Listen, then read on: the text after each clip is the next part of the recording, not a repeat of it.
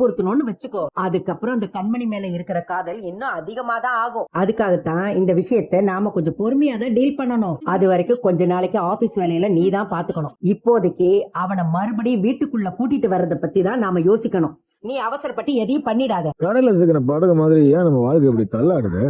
ஏன்னா நீ கடலு, நான் அதுல மிதக்கிற படகு, அதான் இப்படி ஆடுது. இல்ல இல்ல, உன்னை நினைச்சு உள்ள போன சரக்கு என்ன இப்படி ஆட்டுது. கரெக்டா கண்மணி? கண்மணி, கண்மணி ஒரு நிமிஷம். இடியாப்பா நில்லுன்றல கண்மணி, ஒரு நிமிஷம் கண்மணி. அதுதான் கூப்பிட்டு போயிட்டு மனுஷன். ஆனா இங்கே நீ பாத்துக்கோ, வாங்க பாத்து.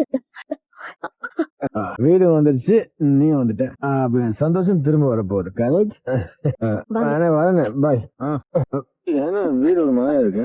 ஐயோ அம்மா. கண்மணி, கண்மணி, மம்மி, மம்மி, கண்மணி, மம்மி, அன்பு, மம்மி, நாங்க ரெண்டு பேரும் காணாம போயிட்டு பயந்து போயிட்டீங்களா? சொல்லுங்க மம்மி. காட்சி வர ஏன் அமைதியாவே இருக்கீங்க? நீ கேளு. அது மட்டும்தான் உண்மை, புரியுதா? மத்தபடி உன் மேல எனக்கு ஒரு துளி கூட விருப்பம் இல்லை. இதுக்கு மேல உனக்கு உரைக்கிற மாதிரி இன்னொரு தடவை என்னால சொல்ல முடியாது. உன்னை நான் கேட்ட கேள்விக்கு வேற ஏதாவது பொண்ணா இருந்தா இந்நேரம் இந்த வீட்டை விட்டு ஓடி போயிருப்பா. நீதான் பொண்ணே இல்லையே, அதான் இங்கேயே உட்காந்துட்டு இருக்க. பாட்டி. வெண்ணிலா, நீ எதுவும் சொல்ல வேண்டாம். நடந்தது எல்லாத்தையும் நானும் கேள்விப்பட்டேன். இல்ல பாட்டி, அவர் பேசின ஒவ்வொரு வார்த்தையும் என்னை எப்படி குத்தி கிழிச்சது தெரியுமா? இன்னும் உள்ளுக்குள்ள அதை எப்படி வலிச்சிட்டு இருக்கு தெரியுமா? புரியுது வெண்ணிலா, அவன் குடிச்சிட்டு பேசுற விஷயத்த பத்தி நீ எதுவும் பெருசா எடுத்துக்காதம்மா. போதை தெளிஞ்சதும் அவன் என்ன பண்ணா என்ன பேசினான்